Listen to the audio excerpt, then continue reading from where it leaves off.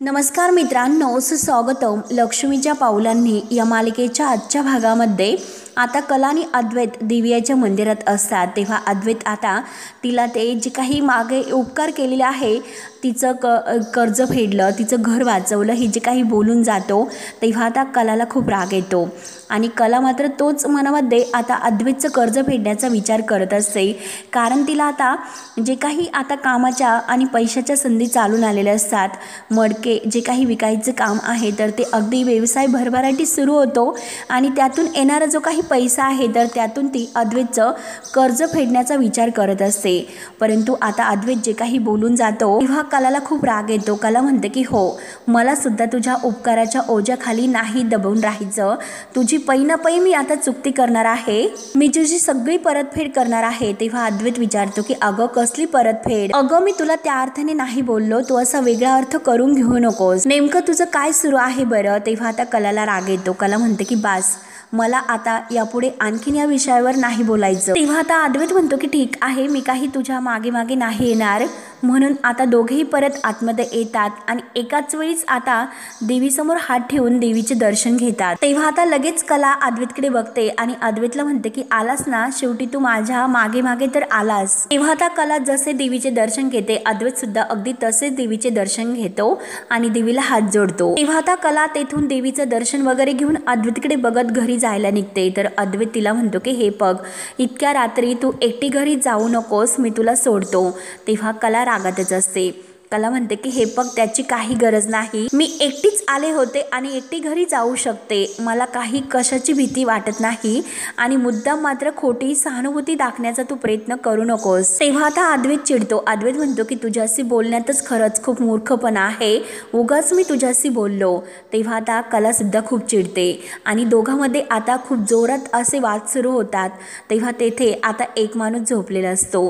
तेव्हा तो माणूस आता या दोघांना म्हणतो की नक्की काय तुमच्या दोघांची किटकिट सुरू आहे, मला झोपून द्या। तेव्हा आता कलाही ओरडते। कला म्हणते की झोपा ना, आम्ही कुठे तुम्हाला काय केले।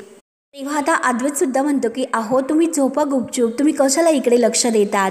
तेव्हा आता तो माणूस म्हणतो की माझंच चुकलं। तेव्हा आता तो परत झोपतो, तर कला आता लगेच अद्वैतला म्हणते की हे बघ, खोटी सहानुभूती दाखवण्याची गरज नाही आणि तू कशाला माझ्या मागे मागे आला होतास। आणि अद्वैत आता स्वतःच तळतळ करत अगदी लंगडत लंगडत आपल्या गाडीजवळ येतो की खरंच माझीच खूप मोठी चूक झाली, मी तुला विचारायला नको होतं आणि आता कर, तू तुझ्या मनाला येईन ते कर।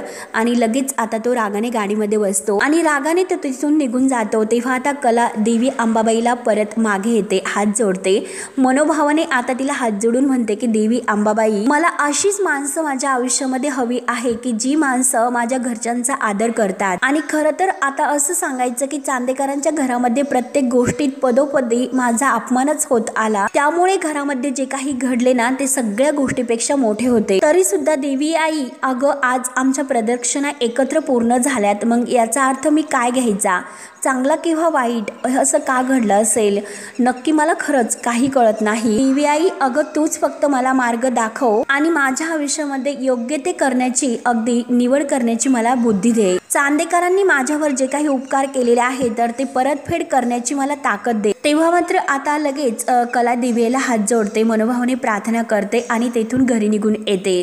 त्यानंतर आता दुसऱ्या दिवशी सकाळी कला ही छान तयार होते आणि आई मी निघते असं आईला आवाज देत असते, तर संगीता धावत येते। संगीता म्हणते की अगं थांब, तोंडामध्ये साखर घे, सकाळपासून काही नाश्ता वगैरे केला नाही, एवढं तरी खाऊन जा। तेव्हा आता कला म्हणते की नाही आई, अगं अगोदर मला तर चांदेकरांच्या जे काही आपल्यावर ओझं आहे तर ते ओझं कमी करून दे, त्यांचं कर्ज फेडून दे, त्यांचं कोणतंही उपकाराचं ओझं मला आपल्या डोक्यावर नाही ठेवायचे आणि बास आता येते मी, असं बोलून कला जायला निघते। तेव्हा मात्र आता लगेच संगीता म्हणते की ही पोरगी पण कधी कधी इला थांबवणं खरंच माझ्याच्यानी नाही झेपत आणि आई अंबाबाई, खरंच माझ्या कलाच्या बाबतीत काही असं वाईट होऊन देऊ नकोस। म्हणून संगीता देवी अंबाबाईला हात जोडते। त्यानंतर आता इकडे आबा हे अद्वैतला विचारतात की अद्वैत, अरे काय रे, तू झोपला नाहीस का, काम करत होता का। तेव्हा आता अद्वैत म्हणतो की नाही हो आबा, झोपलो होतो। तेव्हा आबा म्हणतात की अरे पण मग डोळे का असे तुझे अगदी तारकटल्यासारखं दिसतात, झोप न झाल्यासारखे। तेव्हा आता अद्वैत ते असं करणार तोच लगेच कला समोरून समोरून येताना दिसते आणि अद्वैतचं लक्ष कलाकडे जाते। तेव्हा आता अद्वैतला असं वाटतं की आपलं नक्की स्वप्न आहे, म्हणून तो आपला गॉगल काढतो आणि पुन्हा अगदी तो गॉगल पुसून डोळ्यामध्ये घालतो। त्याला असं वाटतं की कला नसेल आले, परंतु मला भास होत असेल आणि कला आता त्याच्याकडे बघत असते। तर आता अद्वैत खाली बघतो आणि तेवढ्यात आबांचं लक्ष कलाकडे जाते। आता कलाला बघून आबाला खूप आनंद होतो। आबा म्हणतात की अरे कला तू आलीस, अगं कला असं जोरात ओरडतात। तर घरातील सगळेजण आता दरवाजात बाहेर येतात, कलाकडेच बघत असतात। आबांना इतका आनंद झालेला असतो कलाला बघून, अगदी त्यांचा चेहरा खुलतो आणि कला सुद्धा आबांकडे बघून हसते। परंतु सरोजला राग येतो आणि रोहिणीला सुद्धा, दोघेही अगदी रागाने आणि धक्क्याने कलाकडे बघू लागतात। तेव्हा आता कला दरवाजातच उभी राहते आणि तेथूनच म्हणते की चांदेकर। तेव्हा अद्वैत धावतच दरवाजात येतो आणि कलाला विचारतो की तू खरंच खरे आहेस ना? तेव्हा कला सुद्धा रागाने म्हणते की हो मी खरेच आहे। अरे नीट बघ ना माझ्याकडे, यात खरं आणि खोटं काय आहे बरं? तेव्हा आबा म्हणतात की कला अगं तू आतमध्ये ये। तेव्हा आता कला म्हणते की नाही आजोबा, अहो मी आतमध्ये नाही येऊ शकत। तेव्हा आता सगळेजण कलाकडे बघत असतात। सोम आणि अनामिका सुद्धा बाहेर धावत येतात आणि कलाकडे बघत असतात। तेव्हा आता कलाचा हा निर्णय ऐकून आबा म्हणतात की कला अगं हे काय, तू आतमध्ये नाही येणार म्हणजे असं का म्हणतेस? आणि काय ग कला, तू इतकी चिडल्यासारखी का दिसतेस? तुझा चेहरा असा चिडल्यासारखा का दिसतो बरं, काय झाले? तेव्हा कला लगेच आपल्या बॅग मधून ते पैसे काढते आणि सर्वांच्या समोर अद्वैतचा हात धरते आणि ते पैसे अद्वैतच्या हातामध्ये ठेवते। तेव्हा कला सर्वांच्या समोर अद्वैतला म्हणते की तू आमचं घर विकत घेतलंस, त्याची हा पहिला हप्ता, थोडेसे पैसे जास्त आहे, तुला त्रास होईल। तेव्हा लगेच सरोज रागाने कलाला म्हणते की ए मुली, काय ग तुझा माज काही अजून कमी होत नाही का? आणि काय ग, काय सिद्ध करायचं आहे तुला? तू या घरात परत आलीच कशाला? तर घर सोडून गेली होती, मग कशाला परत या घरामध्ये वाट वाकडी करून आलीस? काय गरज होती येण्याची?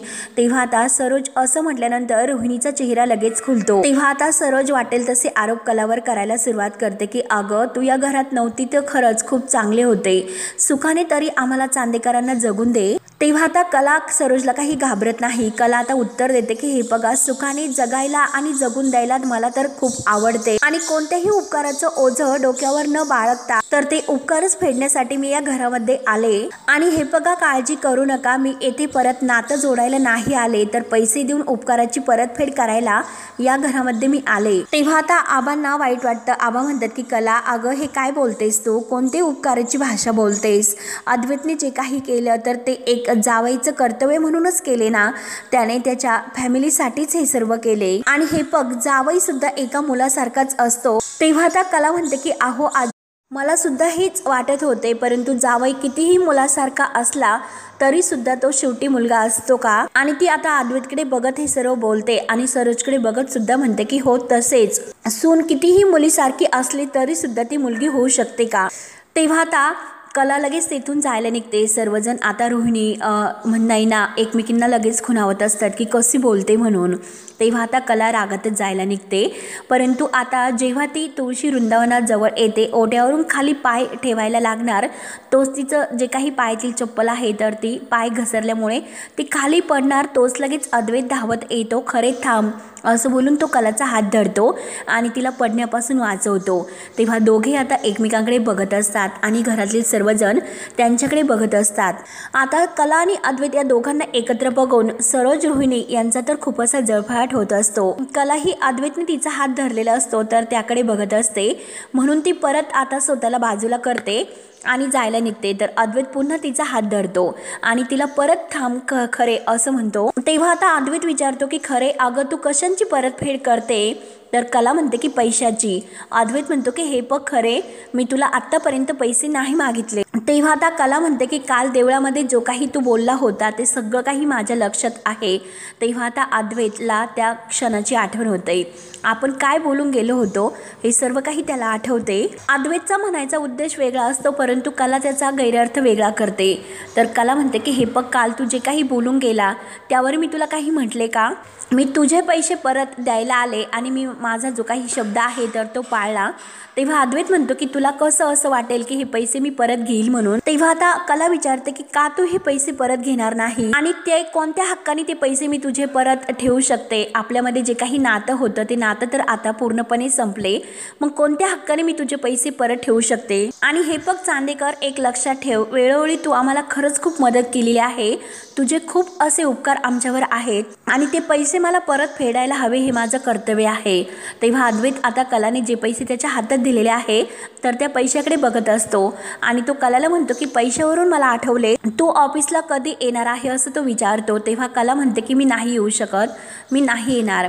अद्वैत म्हणतो की हे बघ, तू आता काम असं अर्धवट नाही सोडू शकत। तेव्हा आता कला म्हणते की जो माणूस नातं अर्धवट सोडतो त्याने मला ही अक्कल नाही शिकू। तेव्हा आता लगेच सरोजला तर खूप राग येतो। सरोज लगेच अद्वैत अद्वैत अद्वैतला आवाज देत असते आणि रोहिणी त्यात आणखीन भर घालत असते की बघ ना सरोज वहिनी, अगं ही मुलगी फक्त येथे आली तर अद्वैत लगेच तिच्या मागे मागे पळतोय, अगदी वेड्यासारखा तिच्या मागे धावायला सुद्धा लागला। अरे अद्वैत, अरे आठव तू काय झालास, तू काय होतास तू आणि काय झालास तू, अरे आठव स्वतःला एकदा, काय तुझी ही अवस्था ही मुलगी आल्यापासून झाली, असे रोहिणी आता मुद्दाम सरोज समोर म्हणायला सुरुवात करते। आणि सरोज रागाने आता रोहिणीकडे पाहते तर रोहिणी म्हणते की सरोज वहिनी, अगं मला असं वाटतंय की खरंच या कलाने ना आपल्या अद्वैतवर जादू टोना केलेला दिसतोय, की आपलंच घोडं लंगडं आहे काय माहिती, तो स्वतः कसा वागतो हे त्याचंच त्याला खरंच काही कळत नाही। म्हणून रोहिणी मुद्दाम सरोजचे आणखीनच कान भरत असते। तेव्हा आता सरोज रागाने अद्वैत अद्वैत अद्वैतला आवाज देऊ लागते, परंतु अद्वैत आता सरोज आणि रोहिणी कुणाच्याच बोलण्याकडे लक्ष द्यायला तयार नसतो, तो फक्त आता खरेशी बोलत असतो। तेव्हा आता कला रागाने बघते आणि तेथून जायला निघते, परंतु अद्वैत सरोजकडे लक्ष न देता आता कलाला जोरात ओरडतो की खरे थांब। तेव्हा आता सरोज रागाने आवाज देते तर अद्वैत आत येतो। अद्वैत आता सरोज जवळ येतो आणि सरोजला म्हणतो की काय काय झाले। तेव्हा आता सरोज लगेच म्हणते की काय रे, तू का कशाला तिच्या मागे मागे जात होतास, तिला करून दे काय करायचं आहे ते, आणि ही मुलगी जे काही वागते ना ते अगदी गुंड प्रवृत्ती झाली, कुणाच्या सुद्धा घरामध्ये शिरायचं आणि दादागिरी करायची।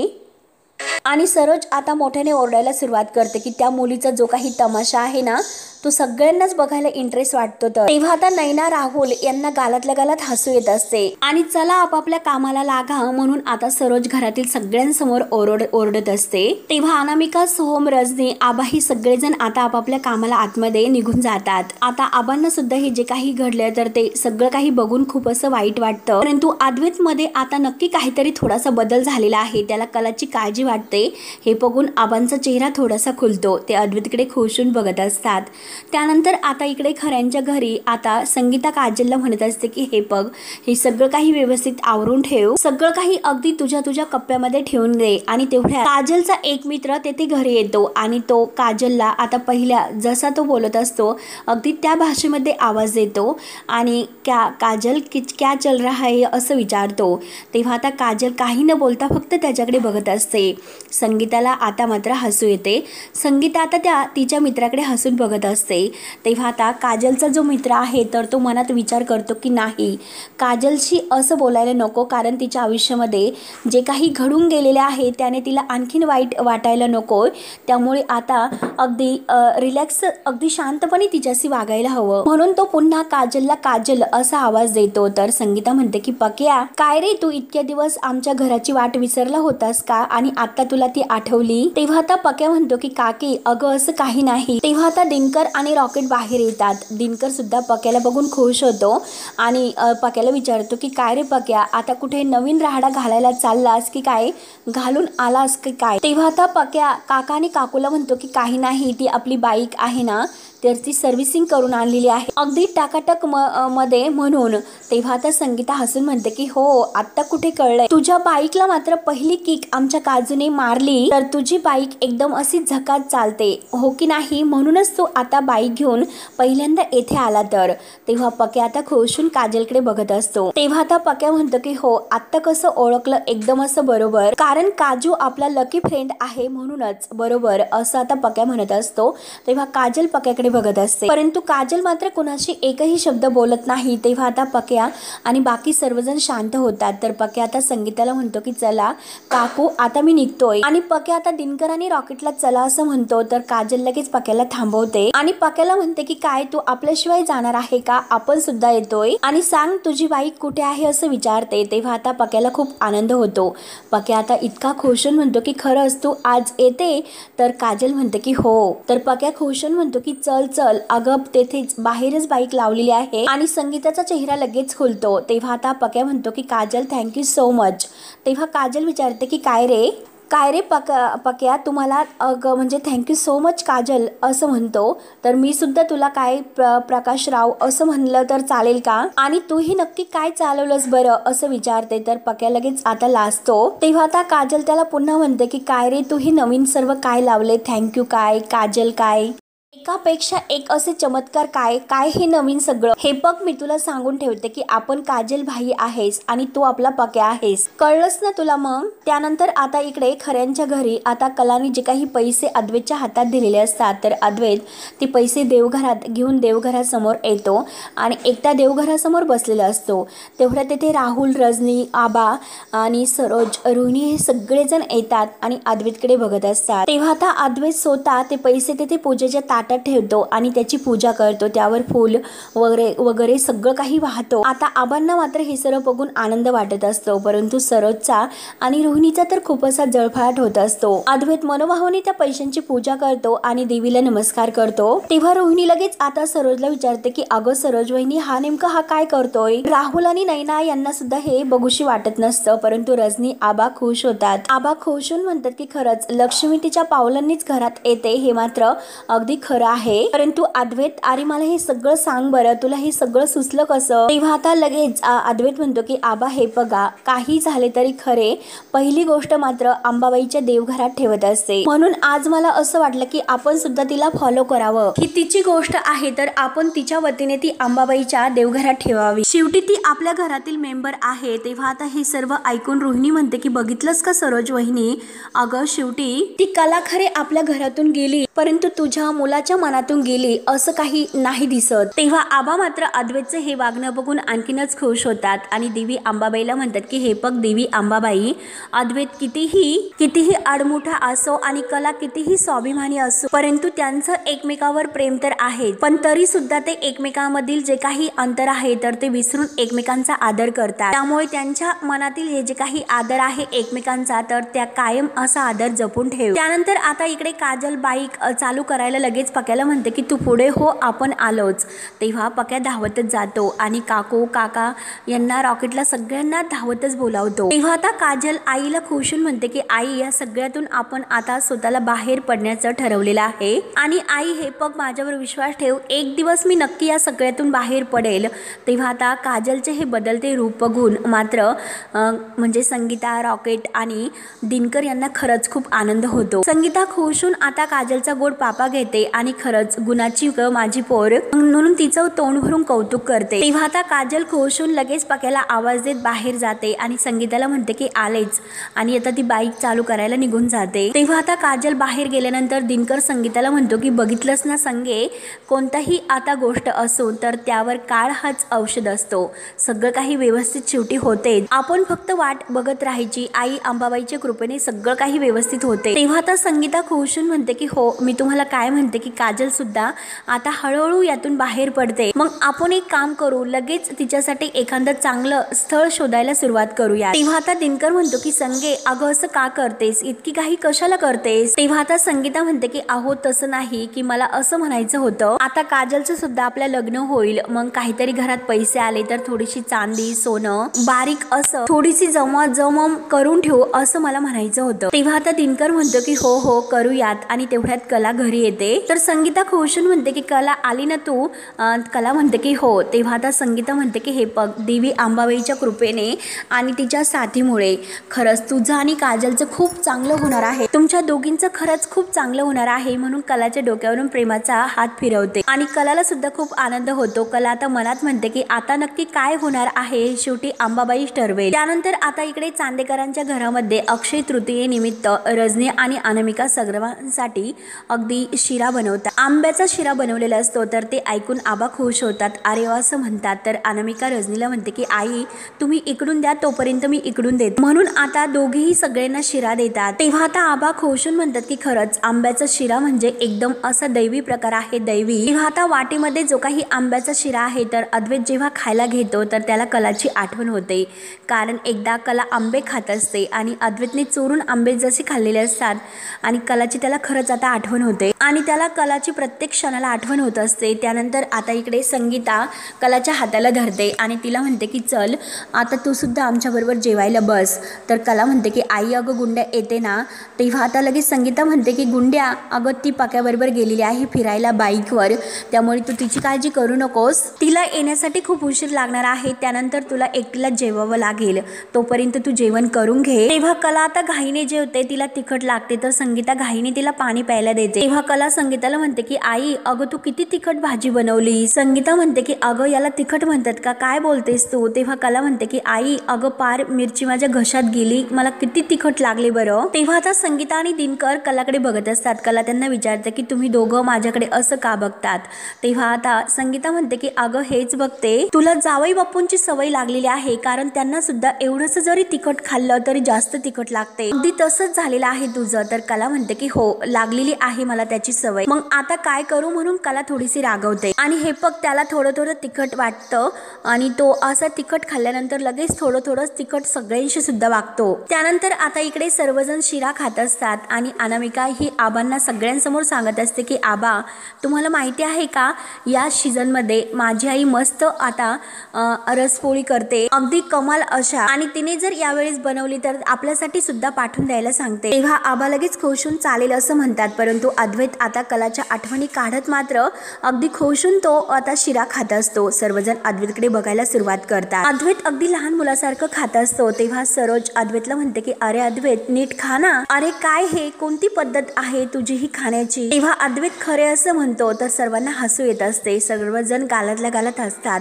परंतु रोहिणी आणि सरोजचा खूप जळफाट होतो आणि अद्वैत अगदी खुशून परत तो लहान मुलासारखा शिरा खात असतो। नेमकं अद्वैत असं का करतो हे कोणाला काही कळत नसते, सर्वजण अद्वैतकडे बघत असतात। तेव्हा सरोज रागाने म्हणते की अरे कायम तो असं प्रत्येक परफेक्ट असणारा असा मचक मचक आवाज करून का खातोस। तेव्हा अद्वैतच्या लक्ष देते। अद्वैत लगेच म्हणतो की सॉरी आई, अगं खरंच लक्षातच राहिले नव्हते, आणि तेवढ्यात अद्वैतच्या हातातील चमचा खाली पडतो। अद्वैत लगेच गडबडतो आणि चमचा अगदी लगेच घाईने उचलतो। आबा लगेच म्हणतात की अद्वैत चांदेकर अरे काय होतंय तुला हे। तेव्हा आता अद्वैत पूर्णपणे गोंधळून जातो। तर मित्रांनो हा भाग येथे संपतो। पुढील भागामध्ये आता कलाला जी ऑर्डर आलेली असते तर आता तो जो माणूस येतो तो म्हणतात की आता जेवणाचे 12 डबे हवे आहेत आणि तो फोन करून हे सर्व सांगत असतो। तेव्हा मात्र आता अद्वैत हे सर्व त्याला सांगत असतो। तर कला म्हणते की हो तुम्हाला जेवणाचे 12 डबे देऊयात, आणि जे अद्वैत सांगत असतो तर माणूस तेच बोलत असतो। तेव्हा तो सांगून जातो की खरे यांनी डबा पाठवला तर उत्तम।